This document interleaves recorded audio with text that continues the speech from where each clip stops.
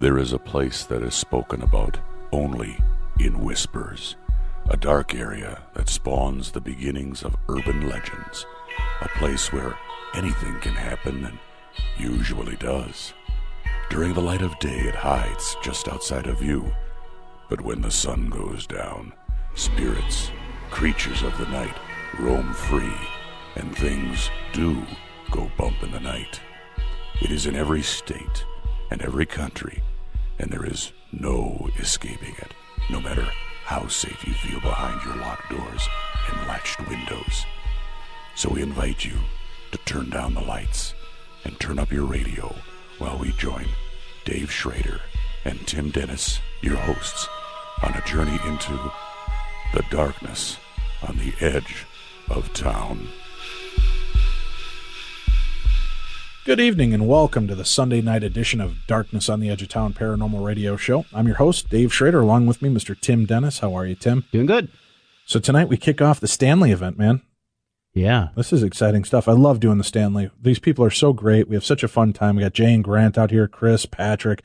We've got author Jeff Bellinger. We've got Father Andrew Calder is in with us. We've got Michael and Marty Perry, the mediums. Lauren Coleman, the cryptozoologist. This is his first event with us. Going to just have a great time at it. We'll be reporting next week on our findings from this weekend's live event. It's going to be a blast. Thanks a lot for tuning in and spending your Sunday night with us here on Darkness Radio. We are your best in paranormal talk radio every weekend, 9 to midnight. Again, if you miss out on any of our shows, you can always check them out by going to our website. Click on Darkness Radio's little link, and it'll take you in for podcasting. You can also subscribe there so that you never miss an episode. They'll always let you know about it. Hey, got some exciting news here. If you are a fan of the book series Twilight, or you're interested in the movie Twilight, the Twilight Tour is coming to Minneapolis. You've read the books. You can't wait for the movie. Well, do you want to meet the cast? Of course you do. Jacob, Victoria, and Laurent are coming to Minneapolis November 14th. Hot Topic at the Mall of America for a 3 to 5 p.m. signing and a Q&A. Again, that's going to take place at Hot Topic. And to get an autograph, you must have a wristband. Get your wristband while supplies last when you buy the special Twilight Tour t-shirt at Hot Topic at the Mall of America, beginning Friday the 14th in the morning. You can visit www.mallofamerica.com for more information, or www.hottopic.com. Again, that's two T's, HOTTOPIC.com. Hottopic.com. Remember, purchase must be made in person at the Mall of America Hot Topic store on November 14th. Space is very limited. Entry to signing with the wristband only. You can purchase limited up to 2 wristbands per person. No cameras are allowed. 1 autograph per wristband is part of it. And that's right. You can come out and meet the 3 main characters from the new movie Twilight. Jacob, who is Taylor Lautner, Victoria, who is Rochelle Lefevre, and Laurent, who is it Eddie or Edie Gathegi? I can't pronounce these names, Tim. These damn foreign names just mess with my head. What? She's from America. Yeah, exactly. Probably. All right. Well, ladies and gentlemen, it's that time of the week. That time of the week? It's a special time of the week. I have my time of the week every week. Yeah. Every Sunday. Nice. We have our special visitor. Let's go. that makes it sound even worse. That's terrible. I think we need to figure out a way to re-scrape this. Anyway, let's go. It's time for book reviews. It's time to welcome our book critic and cunning linguist of culture, refinement, and stories that will make your skin crawl. Live from the tower we keep her locked in, Susan Cummins. Good evening, Susan. Thanks for being here with us. Good evening. So you've got a new book for us, huh? I do. And I have to start off by saying I do not take pleasure in other people's misfortunes, but I really enjoyed this book. Oh, no.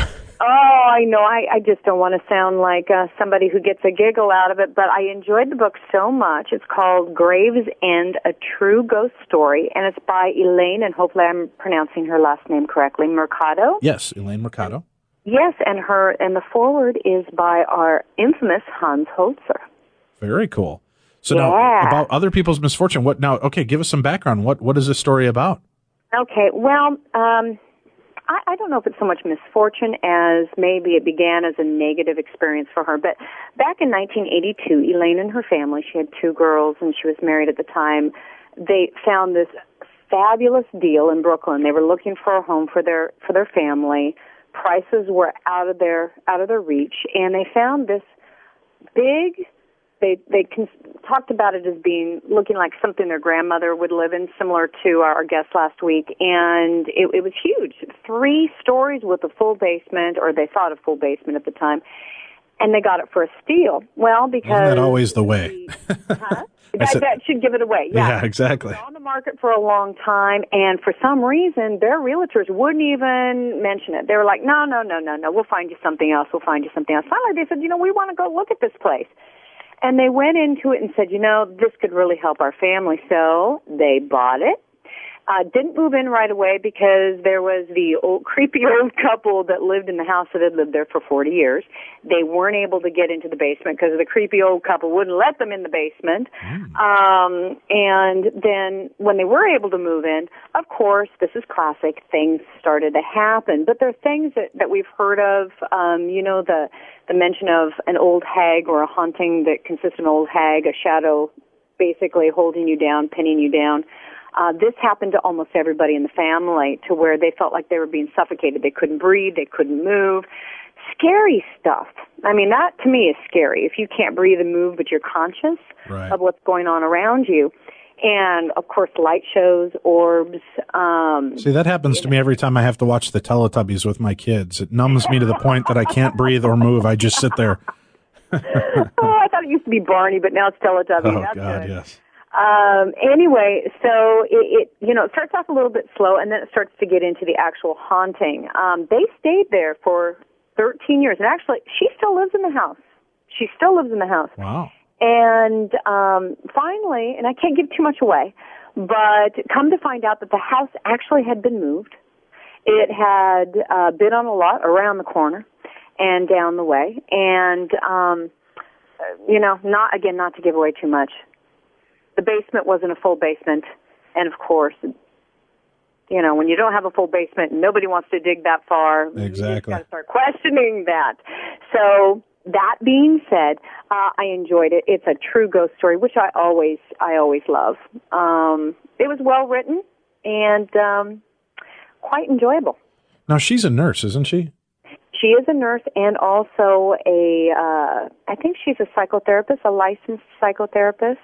Okay. So, yeah, interesting stuff. No, hypnotherapist, clinical hypnotherapist. Hypnotherapist, okay. Yeah, so that she's pretty steady on her feet. She's got a clinical background. She has that. I don't know about that. My mom is a nurse, and she's far from being stable. Susan, you've met her. Oh, Mom, I love Mom. No. But yeah, very interesting. Crazy, of course. Comes out that there is a vortex in the house, which, of course, if people don't know what that is, it's sort of a doorway to another dimension where spirits can come and go. So that sort of feeds to the haunting of the house. Wow. Oh, I mean, it's creepy. And then, of course, the daughter moves downstairs because there's not enough room, so she moves into the basement that they redo. I mean, come on, let's think about it. Daughter moves into the basement. Woo! Yeah. What do you think happens? Well, sometimes as they get to be teenagers, you kind of, put like with like, and that's where all the demonics belong, in the basement. Oh, my God. Well, and her mom would come down, and she would be sitting in the middle of her bed with a rosary and wasn't even Catholic, stating the Lord's Prayer over and over again. Does that tell you something? Yeah. That's a little frightening. So, this book is out by Llewellyn Press, I believe, correct? Yes, it is. And it is available at all major booksellers, so you guys can check it out. And Susan will have a written copy. I think we're a couple weeks behind on posting your book reviews, but we'll get those up and you can read those. And if you have books that you'd like to recommend for Susan to read, she's always looking for great stories, real or not, of the paranormal and strange and frightening. You can always shoot those over to her at darknessradio.com. Click on the book review section there. You'll see the lovely portrait of our Susan, and below it is a way to contact Susan, and you can reach out to her there as well. Yeah, and I will get those to all the folks out there. I've been traveling, as you well know. I was in lovely Minnesota last weekend, so a little behind on my book reviews, but they're in the works. I promise to have them up with them next week. Great. Thanks a lot, Susan. You have a good one, and we'll talk to you again next week. Awesome. Bye, everybody. Bye-bye. All right, guys, we're going to bring on national news correspondent Bree Sanders here in a second. I do want to make a quick mention. Join Tim and I. We're going to be out next weekend, November 14th, 15th, and 16th at the Radisson in Roseville, Minnesota for Crypticon. Crypticon is the third annual horror convention taking place right here in town. You get to see some of your favorite horror movie icons will be out there. There's a lot of fun characters, including John Kassir, the voice of the Crypt Keeper from Tales from the Crypt, Chris Sarandon, who is the vampire from the movie Fright Night, and also the voice of Jack Skellington from Nightmare Before Christmas, the lovely Kelly Maroney, who was in the classic movie Night of the Comet and Chopping Mall. She was also the perky cheerleader in Fast Times at Ridgemont High. She'll be there sitting really close to our table, Tim. Ooh. I had to slip a few bucks under the table to get her by us. Wow. Michael Berryman is going to be there. Will he sit next to me? Yes, he will. Good. He's been frightening in so many different movies. The original Hills Have Eyes, Devil's Rejects, just a ton of movies. So you want to check that out. Now we're going to go to our lines, though. And again, real quick, if you want more information and you can join us, again, that's November 14th, 15th, and 16th at the Radisson in Roseville, Minnesota. Join us out there for Crypticon Minneapolis. CrypticonMinneapolis.com. We'll be out there. Tim, it's time for national news. Okay. Now it's time for all the news that's in the news from the world of the paranormal with the supernatural stories of the strange, national news correspondent and mistress of misery, Bree Sanders. Good evening, Bree. How are you? I'm great. How are you? Doing great. So you've been collecting all kinds of strange stories for us this week, huh? I have. All right, well, go ahead and fire off. Let's get another story or two out before we take our break. Okay. This was strange. There was a woman at a Blackhawks game. Yeah, that is strange. A woman at a Blackhawks game. Yeah. That's it. I'm done. When did that start? This happened this week, and the story is she was watching the Blackhawks play, and her name is Marguerite Coleman. She collapsed and died. But the weird thing is, I'll let you know the whole story. Well, the weird thing is it's usually the Blackhawks that choke, not the They normally lay down and die, not the fans. Well, her sisters, she was a huge fan. Her sisters and her, I guess, they went to the games all the time. Right. And I guess in 1986, her mother died at a Blackhawks game. Wow. It's a family How weird tradition. is that? Might be time to avoid the Black. If things come in 3, I'm not going to the Blackhawks games anymore. I got a few words from Chicago Bears season tickets. Yeah, exactly. They probably want to switch up. Good Lord. Well, that's what happens. You have women at hockey games. Next thing you know, we're going to have an African-American president, Tim. Dave? No. What? We do have one. Are you? Yeah. What? Serious, dude, where were you Tuesday? I was, I don't know, gorging myself on Krispy Kremes. Oh, well, that's not a bad way to be. Yeah, exactly. But I paid for it the next 2 days. So her mom died the same way. How many years beforehand? 1986, so 22 22 years ago, I guess. No kidding. So her mom dies at a Blackhawks game. Was it heart attack, aneurysm? Well, I don't Shock know that they actually scored? Of. I'm assuming it was something along those lines. I know that the woman that died this week, it was heart failure. So I know in both instances, Tony Esposito tried to revive both of them, but it's hard to give CPR through the goalie mask. So, Jeez. No, I'm kidding. Wow. Chris Chelios shoots and scores and Jesus saves. Is that how it's played out? All right, we're going to take a quick break here. We'll be back with more of your stories right after this, Bree. You guys are listening to Darkness Radio. Good evening. Welcome back to the Darkness on the Edge of Town Paranormal Radio Show. I'm your host, Dave Schrader. Sitting across from me, Tim Dennis. And we're out, as I mentioned, at the Stanley Hotel doing a live investigations this week. Of course, Susan is here in Colorado with us, as is the lovely Bree, but we're going through the formalities of it the way it's supposed to be. Am I right, Mr. Dennis? Going through the motion. No, Going through the motion, yes. All right, where are we off to next in the United States, Bree, with our weird stories of the week? we are off to Maine. Okay, and where in Maine? It's called Booth Bay Harbor. This week on Tuesday afternoon, the harbor, I guess, just suddenly filled up with rushing water. It said in... Good Lord, we've got water in our bay. Time to go fishing. In 15 minutes, the water actually rose to 12 feet, and then it receded. Then it happened all over again. And there was a dock worker that kind of described it. She said that she saw a giant wave coming, like a rogue wave, you know, in the distance. And then this happened, and it was bad. I guess each time the waves would hit, you know, the docks would get ripped apart, and it was just crazy. People, I guess, were freaking out. They actually said people that witnessed it were wondering if it was the apocalypse. And it's rare. I guess the National Weather Service said that the ocean levels rapidly rose in 3 towns along the coast there. in a matter of minutes, around 3 p.m. on Tuesday. And that was Tuesday. I think that was just the ocean applauding Obama for winning. Probably. Oh, yeah, that's true. See, it was crashing on the shore in applause, thunderous applause from the heavens. Well, they have no idea what caused them. But it's Godzilla. How do they not know that? It happens every time in the movies. When Godzilla starts showing up, waves start crashing. People are stupid. How do they not know this by now? They call themselves scientists. Totally. Indeed. Yeah. Well, they're saying that the waves could have been caused by a storm out at sea, obviously, or something like, they said the slumping of mountains of sediment at the bottom of the ocean. And that actually can cause kind of like a mini tsunami. And this hasn't happened in Maine. There haven't been rogue waves there since 1926. So, and it's so rare there's not even a name for it. And a similar thing happened in Florida about 15 years ago that they still don't know what caused this. It says in that instance, a series of 12 to 15-foot waves hit Daytona Beach in 1992. And these waves were bad. They injured like 20 people and tossed cars around, and it's even happened in the Great Lakes before. Tossed cars around? What the hell? Who's driving their car in the ocean? Those idiots deserve to be tossed around. Anyway, so that's that. I love when you dismiss me. Anyway. All right. Well, that's bizarre. All right, where are we off to next? I just wanted to throw these in. These are just two stories of just odd people because I think they're hilarious. But okay. Well, as long as you're all about entertaining you, let's hear them. Right. There's a couple in Deltona, Florida. They just popped in the news this week just because a reporter, I guess, had checked on them. They've been in the news before, but their names are Donna and Joel Brinkle, and they were a normal couple who raised a family, had good jobs, all that, the whole shebang. And then in the 1990s, they declared themselves a sovereign nation and stopped paying taxes. Awesome. The county took their home, and now I guess they're living off of handouts from their son and their church. But they've even filed property liens against the government officials, including Bill Clinton, who failed to recognize their independence. Once they tried to buy a $700,000 house with a homemade money order. And they also have made their own currency.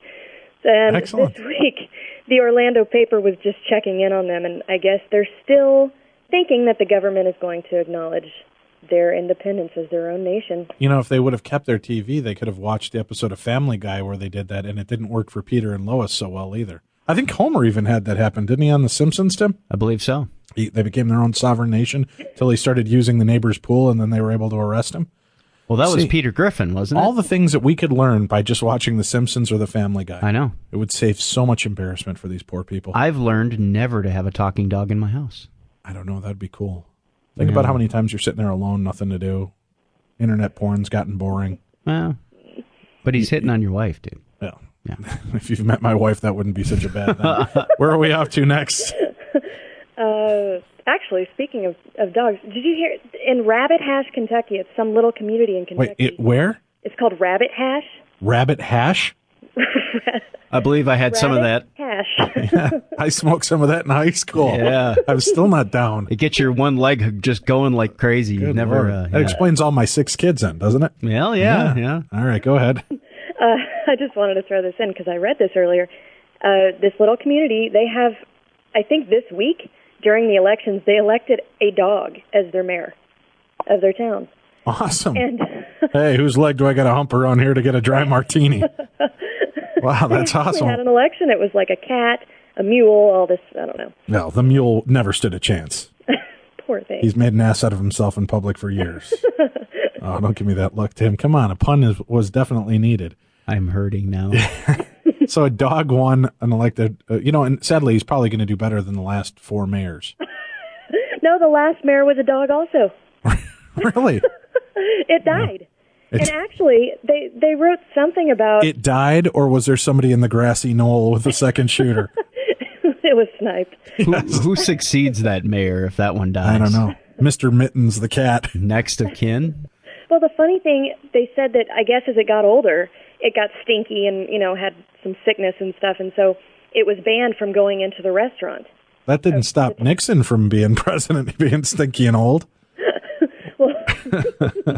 Well, they banned the dog, and then they actually filed some kind of complaint trying to get the dog access into the restaurants because it was the mayor. So yeah, but if those papers would have been filed properly instead of by the chickens and ducks, and Mr. Mittens trying to push it through legislation with. All you need is a paw print to ratify it into law. Mr. Mittens was busted for selling catnip out on the corner of 4th and Vineland. Oh, God. Where are we off to next? I just wanted to throw this in. I read that Bruce Springsteen posted a free song for download on his website. The song is called A Night with the Jersey Devil. And there's also a video to go along with the song. I just thought I'd throw that in because we just spoke about the Jersey Devil last week. So. Awesome. Well, maybe we can get that, Tim, for the show eventually. So what, human groupies aren't enough now for Bruce? He's got to go with A Night with the Jersey Devil? Supernatural, man. Well, you're Darkness Radio based on his album, Darkness on the Edge of Town. It only makes sense that he starts to come into our realm now. He's been in the news a lot with the UFOs. Yeah, the UFO sightings over his concert. I think we still have that link up. If you go check, I think it was from last week's news stories. Bree talked about the fact that they were doing a rally for the presidential election, and he was doing a concert, and UFOs showed up in the sky. People were actually videotaping him over his concert, right? Mm-hmm. And if you listen real carefully, you can hear Bruce, Bruce. Yes, they're big fans over in Venus. All right. So, do you want me to do another one? Or? Yeah, that'd be great. You are here to do the news. Only if you feel like it, Bree. I don't want to push you, babe. Pace yourself, dear. She's trying to get back to the bar real quick here at the Stanley. Really? Another one? God. This is so hard. God. Well, this one is back in Stephenville, Texas. More UFO sightings are happening around there. We've done a story on this pretty much every week for the past month. Right. There have been so many reported UFOs last week that they actually had an airplane coordinate with spotters on the ground trying to get video footage of it. And there was a man that, they spoke with for an interview with the paper. His name was Ricky Sorrells. And he said he's seen them off and on since January, frequently.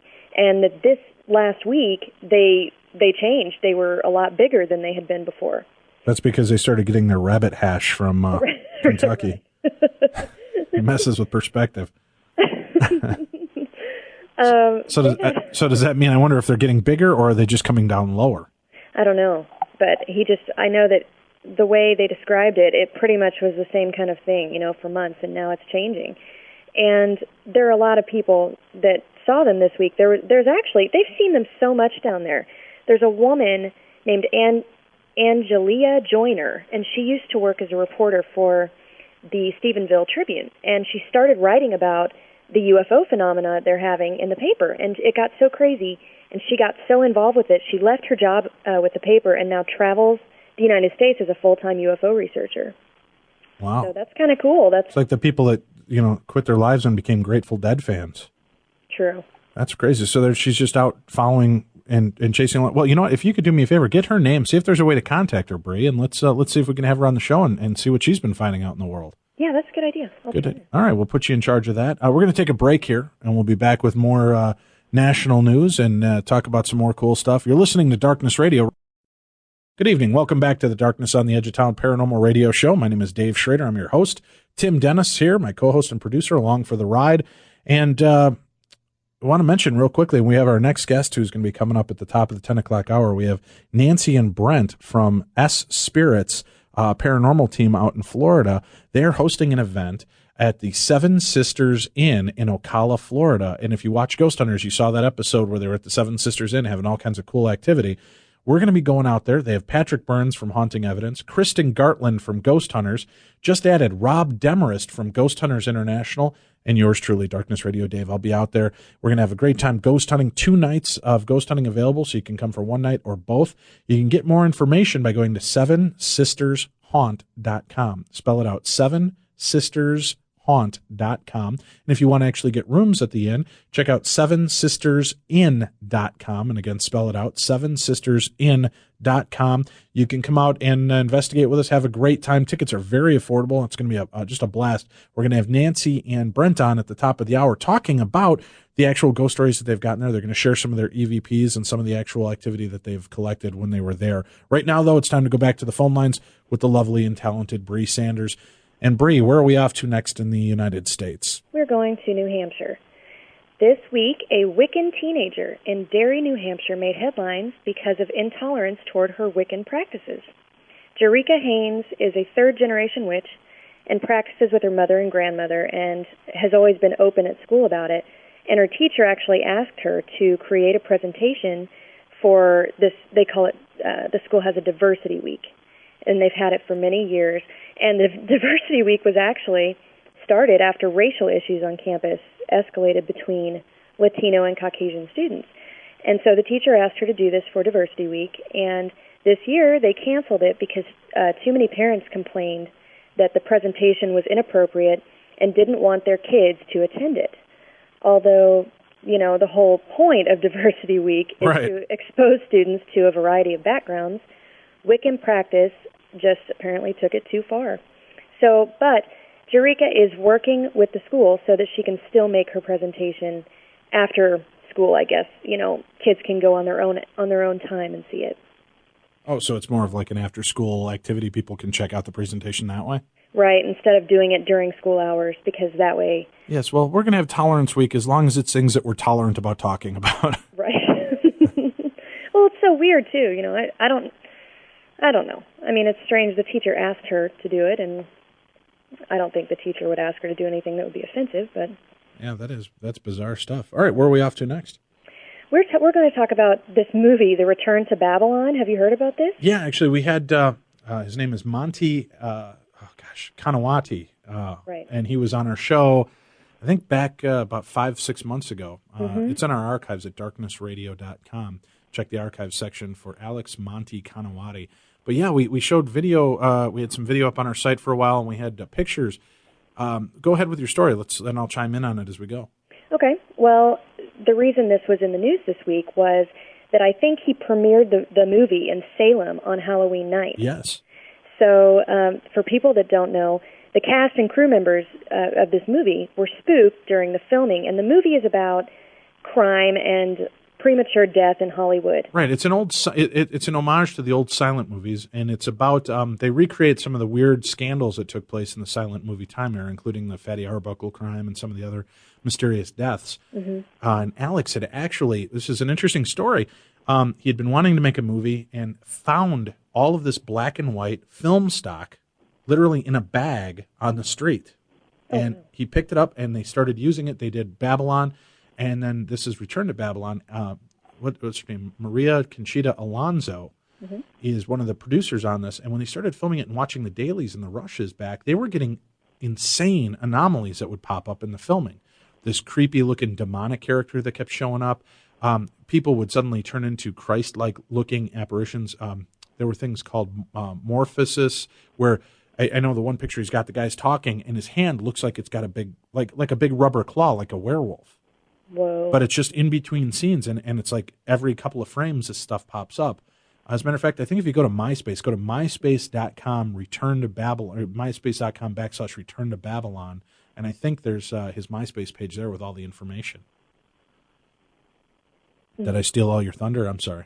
No. Damn it, Dave. This was my story. I'm sorry. Oh, great. You even didn't tune into what I'm talking about. That's great. Anyway, yeah, it was cool. I actually saw, I think I was on YouTube or something like that. Right, yeah. Go check Return to Babylon on YouTube. I'm sure there's a couple links still up. Mm-hmm. Yeah, you can just type in Return to Babylon, type in like ghosts or strange or whatever after it, and it'll pull it up. But where, there's a clip where he talks about it, and they kind of take you through certain scenes in the movie. And the only ones that I saw on this clip were the Christ-like images. And I guess it kept seeming like beards were forming on everyone. It was really strange. Right, yeah, there's one scene where I think it's Maria Conchita Alonso. Although, I maintain, I was asking him, when she moves her hair, the hair kind of comes across her face. Mm-hmm, it does. And in a freeze frame, it looks like Jesus Christ's beard, and she's wearing these white robes. And I said, well, Alex, isn't that just, her hair moving? And he had explained it, too, that it stayed that way in a few of the scenes where it would actually make it look like a beard, and the face would morph. Right. Yeah, so that's interesting. It's crazy.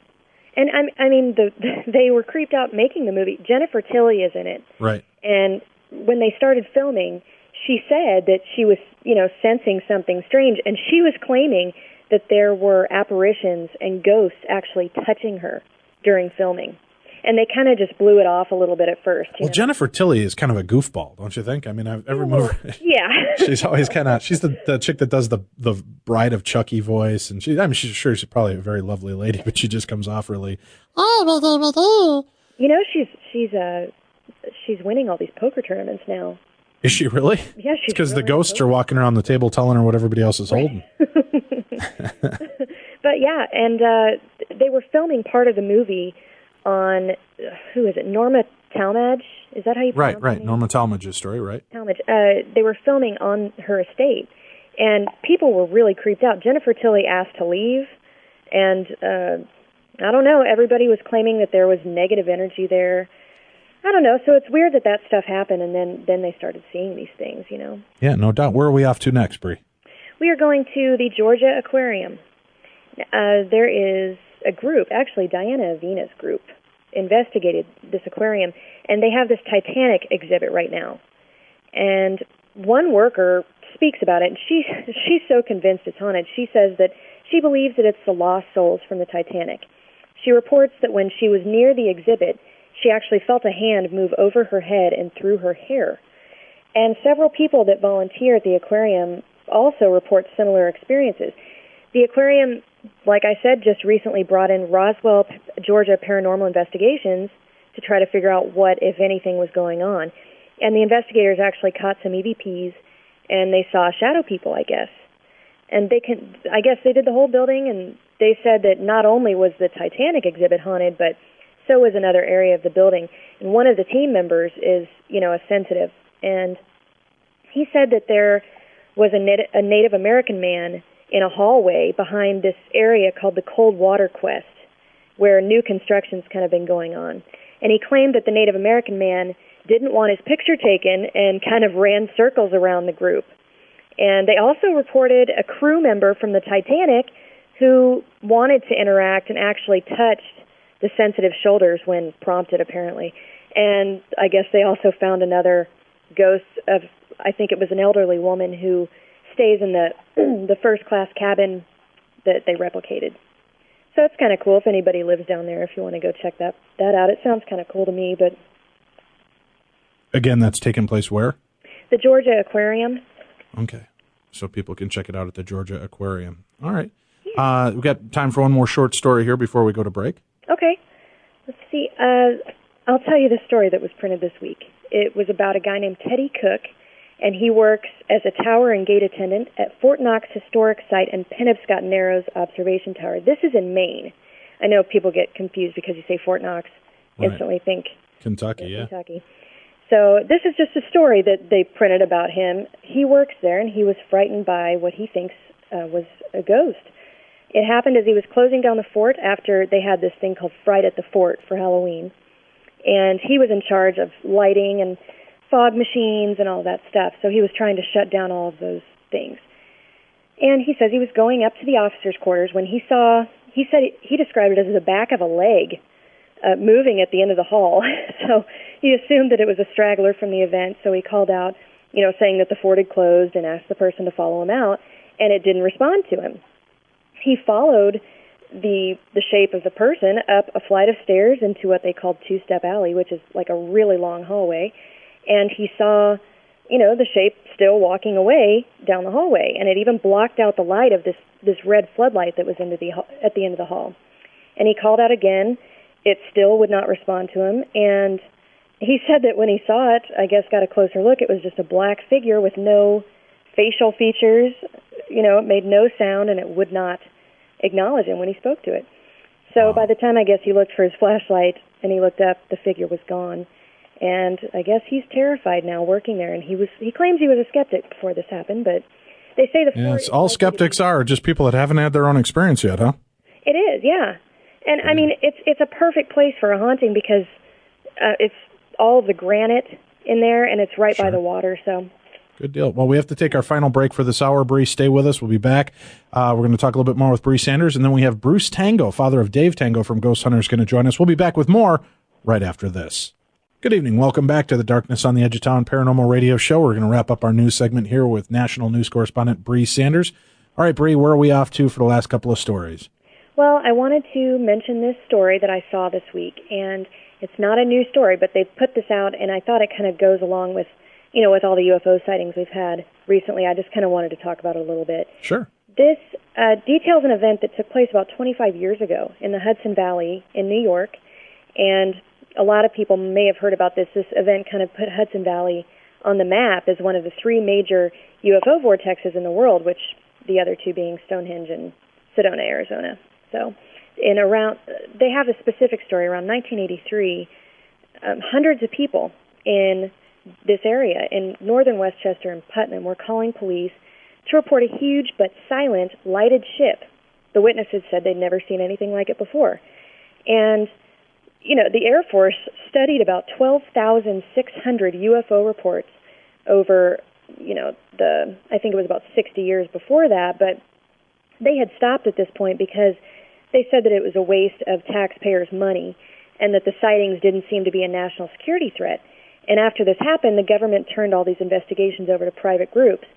And so there's, this group kind of printed this story. And by the way, the Hudson Valley is where Washington Irving's The Legend of Sleepy Hollow takes place. Oh, interesting. Yeah, and interestingly, in his book, he describes Hudson Valley as, I'll quote him on this, a place where stars shoot and meteors glare more often than any other part of the country. I thought that was kind of cool. Yeah, no doubt. So even mentioning it way back that far in the book. Right. Cool. And there were at least 3 different nights in 1983 where hundreds of sightings were called into the police. Actually, one police officer even witnessed the activity in, I think it was March 24th, 1983. His name was Kevin Sorvia, and he said that he saw a silent, massive, delta-shaped lighted ship. And he saw it not once that night, but actually twice. And people started questioning why this was happening, where it was. And there was a science teacher there in the area that came up with one possible reason. I guess there are these stone chambers in the town of Putnam. And he thinks that these chambers were built by European explorers to mark anomalies in the Earth's magnetic field that could possibly open windows into the 4th dimension, basically as, acting as a portal for the supernatural universe into our world. And he co-wrote a book, and it was called Close Encounters of the Fifth Kind. It tells stories that, I guess, 340 out of 7,200 sightings from 1982 until 1985, 340 of these were, people claimed they were actual contact cases where people said, at the same time they heard telepathic messages, or they said that they were scanned by light, or had vivid dreams of being abducted, being taken aboard ships and tested by aliens. Some even claim that they saw little gray beings with oversized eyes, small mouth, large head, the quintessential. Was that the Jackson family reunion? I don't know what's scarier. But anyway, UFO sightings have seemed to, be more culturally accepted these days. And one example that they pointed out was recently the story of the American fighter pilot who was ordered to shoot down the UFO. Oh, right, from the 40s. Right. Was it like the 40s or 50s? It was in 1957. Yeah. And, just the fact that they would even bring that out now shows how much it's evolving. Interesting stuff. Well, how about we got one more quick short story here before we move on? Sure. I want to talk about this. This freaks me out. This is a story.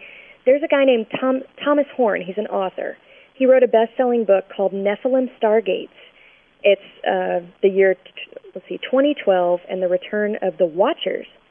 They're doing all these new experiments in genetic engineering, which, like cloning and finding DNA and cloning it. And according to him, and this all, it's subjective if you believe in this or not, but he's afraid that the things they're doing now with that could open the doors for the return of these scary giants that are described in the Bible. Right.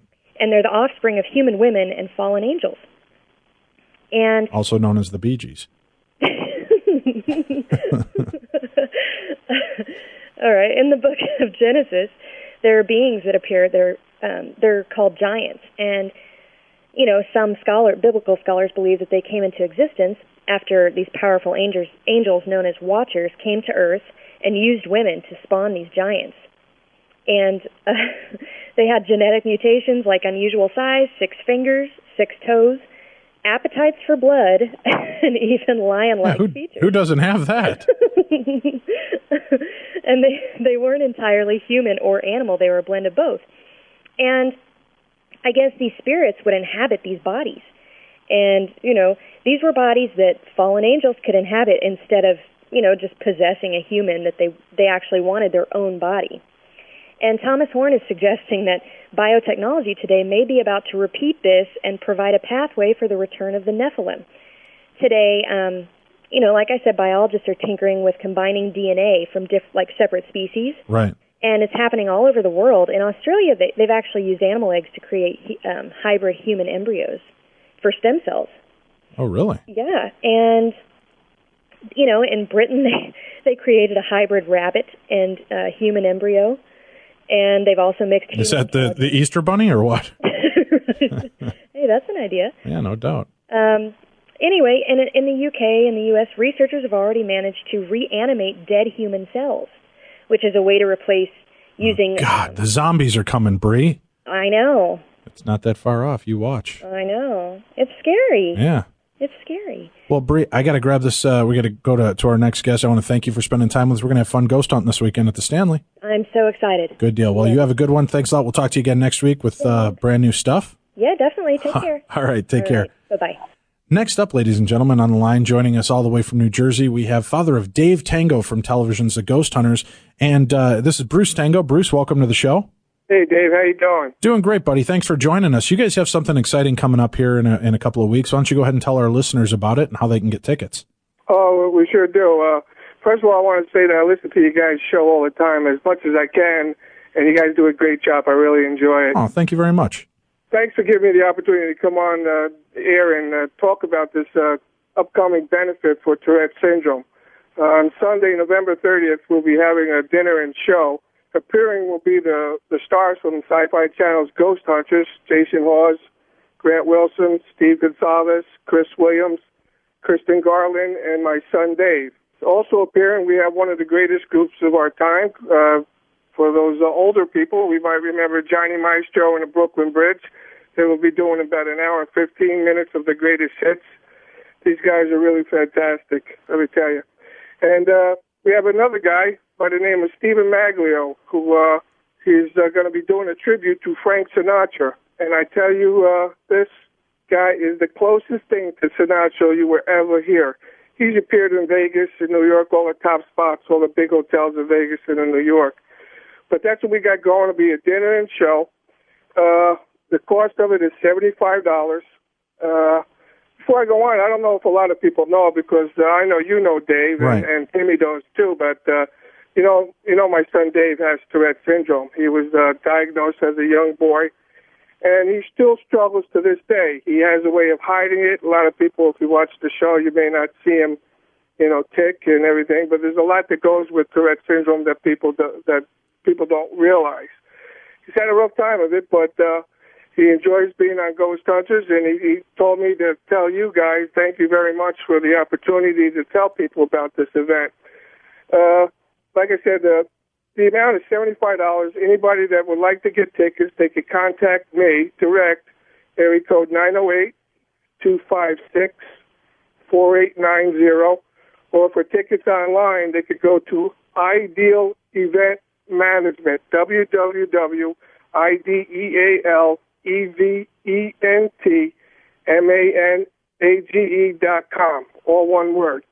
So there's the two ways of doing it. And I want to thank you, Tim, for the continued support. Oh, definitely, Bruce. We're more than happy to help. Now, can they also reach out to you guys to just make donations for our listeners all across the United States that want to help the Tourette Syndrome Society and be able to make donations directly?